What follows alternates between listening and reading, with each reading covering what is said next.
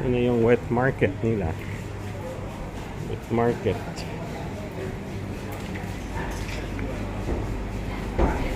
Wet market. Ano, isda sila, oh. May isda, oh. Ayan.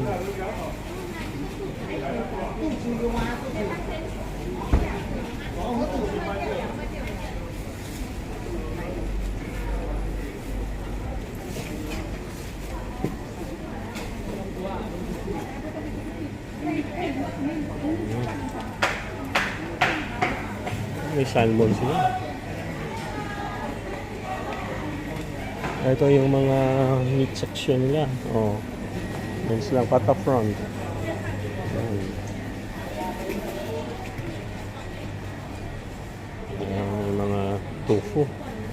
May ligis isa sa tofu.